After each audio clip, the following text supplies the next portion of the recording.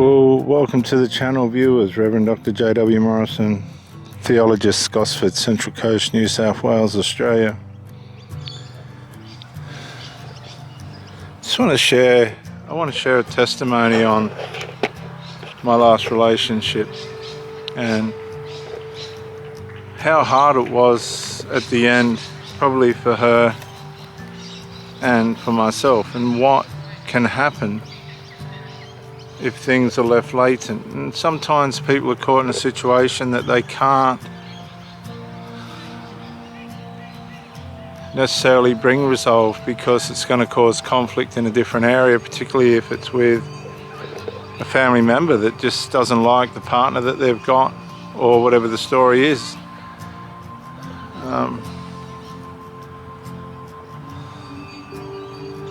The thing about unresolved is it's not a matter of whether the person's caring or not, or trying or not, or putting into the relationship or not. That's not the issue.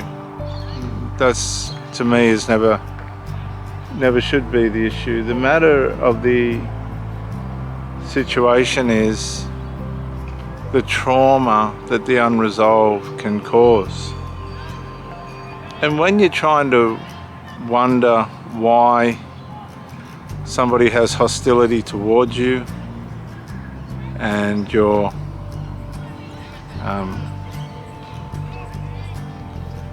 thinking that things will turn around, when it goes on and on and on, that can cause trauma.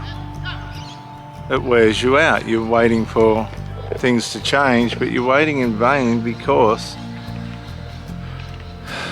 you are dealing with somebody that's made their mind up. Like, I can remember if there was a party on or something, I was already judged as a bad person, but the reality of the fact of the matter was I'm not. I'm just not. And I wasn't going to accept that. And the problem with that was then that caused trauma for the person that didn't like me, because I didn't agree with what they thought. Well, my life didn't agree with what this person was trying to make up or think. And this was covert. There was a lot of this was going on behind the scenes. I used to ask her if she was all right, or how she was managing, how could she manage? And she was a very peace. She wanted peace. She didn't want trouble. But the things that were working behind her were bringing her undone, and she was caught between the two. Like, I guess she had a DNA interest, and the family members and that's fine. But I'd come from a world where, you can have ways in which you can help family members, but not at the exclusion of order. One of the things at the end that was said to me was, "Why didn't you fix it?" But that proved to me that it was the end, because I had tried to fix it. I sat on the veranda, and there was, at her place, and there was no fixing it. That was obvious. It was an unfixable attitude, an unchangeable mindset. And this person just wasn't used to having somebody in their space that had a different energy, a different outlook on life, at a different stage in life. I'd only come into whatever the reason was and how we met. My attitude always is to only benefit. And when you've got somebody painting a picture of you that's the opposite to that, that is cruel. Really cruel. And if the shoe had been on the other foot, believe you me, it would have been dealt with immediately. Absolutely immediately. But it wasn't, and it wore me out, because I expected more of the person that I was with. I proved to that person that I was more than what was being portrayed, and I know she tried to believe that and probably did believe that. But at the same token, her commitment, I guess, and her situation with the family members was something, I guess, looking to the future for herself was more important. I wasn't going to get into violence and fights and confronting things. I tried to talk it out, and it only made things worse. People like that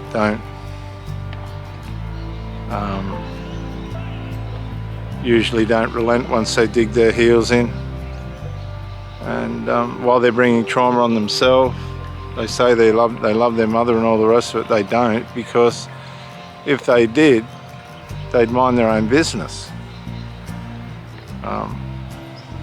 Looking at it from my side, my family members knew that the lady was caring and everything, and they could understand that, you know,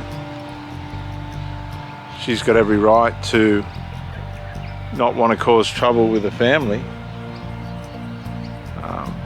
But at the same token, they knew as well it wasn't me that was causing the trouble either. And to a great extent, I was the one being punished for it, because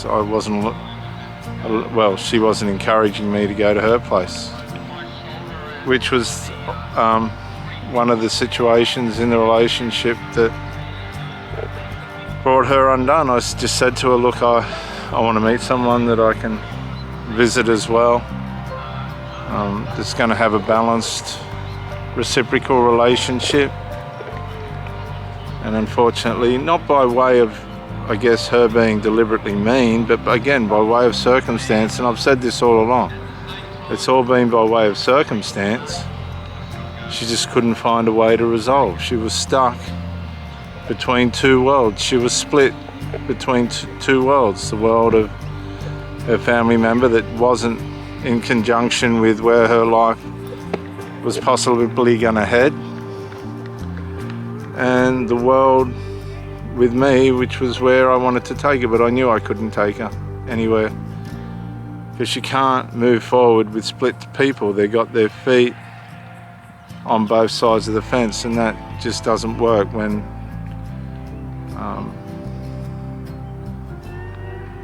vandalism, I guess, is going on.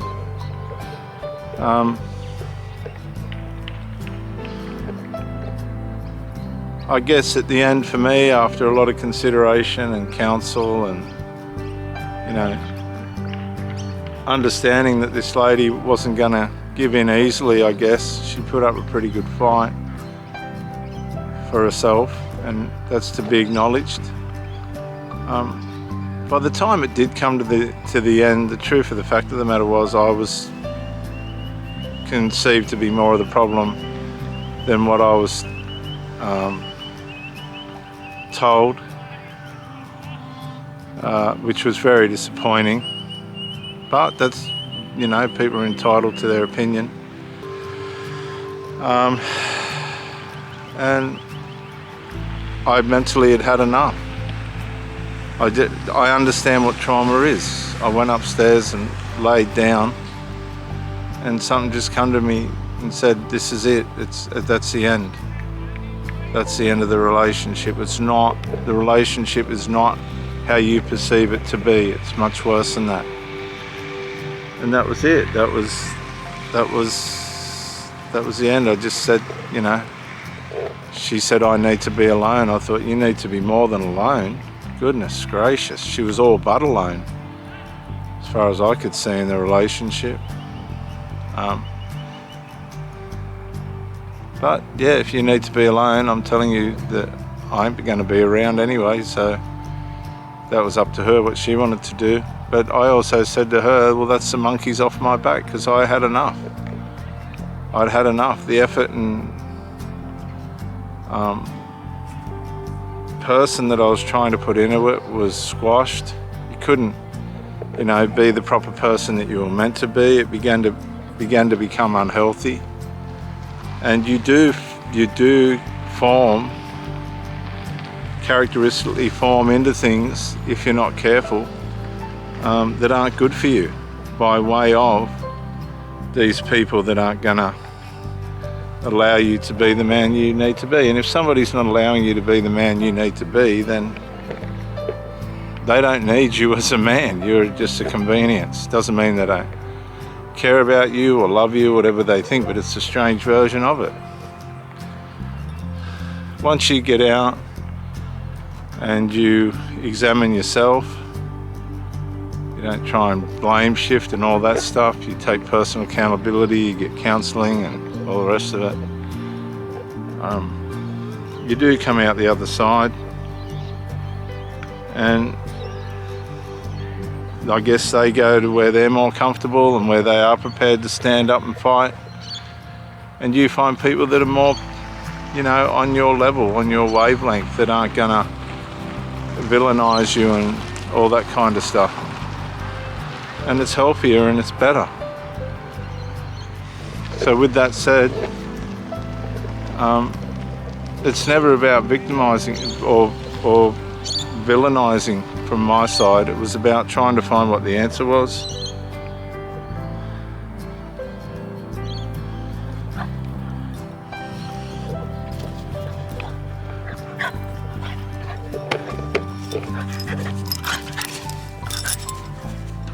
And the answer was to let it go.